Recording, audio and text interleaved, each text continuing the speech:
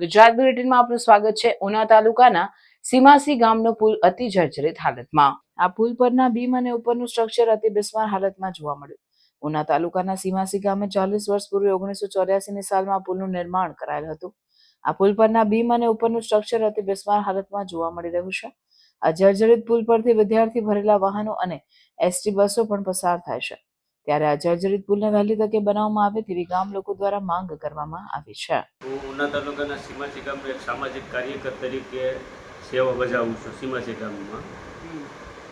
અત્યારે હાલ જે ઉના સીમાસી જોડતો પુલ છે રૂપેણ નદીનો, એ બાબતે શું કહેશો?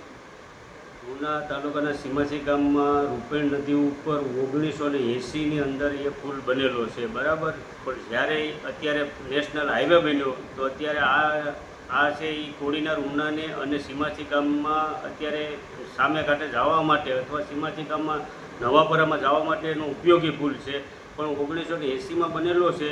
અત્યારે પુલ હાવ જર્જરિત હાલતમાં થઈ ગયો અને એના પાયા પણ એક બે પાયા તો અત્યારે સાવ પૂરા થઈ ગયેલા છે। અને જો રૂપેણ નદીમાં મોટું પૂર આવે આ સાઈડ તો એ પાયો નીચે જાય એટલે પુલના બે ભાગ થઈ જાય એમ છે। એટલે સરકારશ્રીને આપણે એવી વિનંતી કરીએ કે પુલનું વહેલી તકે સમારકામ કરે અથવા એમાં ધ્યાન દોરે, કારણ કે જો નહીં દોરે અને મોટો અકસ્માત થાય છે, કારણ કે તેની ઉપરથી બે ગામના માણસો અવર જવર થાય અથવા ઉના કોડીનારના વાહનો, લોકલ વાહનોની પણ દરરોજ 24 કલાક માટે 50થી 60 વાહનોની અવર જવર છે અને ગામની અવર જવર સતત ચાલુ રહે છે।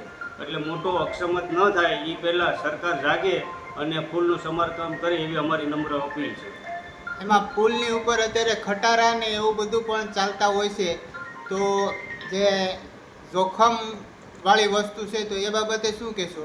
જોખમવાળી અત્યારે લોકલ પુલ ગામનો તો છે જ, બરાબર। ક્યારેક એની અંદર બાયપાસ જે ખટારા થાય છે હેવી ખટારા પણ હાલે છે અને પુલ જર્જરિત હાલતમાં છે। એટલે મોટા વાહન હાલે એટલે પુલ લગભગ તો પૂરો જ છે। અત્યારે ખતરાને ઘંટડી વાગેલી છે, કારણ કે પુલના અમે નીચે પાયા જોયા તો પાયા પૂરા જ છે। એટલે મોટા વાહન તો હાલે એટલે પુલ હાલેમ જ નથી, પણ માણસની અવર જવર અને બે ગામને જોડતો, આમ તો અમારા સીમાસીના બે ગામને જોડતો એ પુલ છે।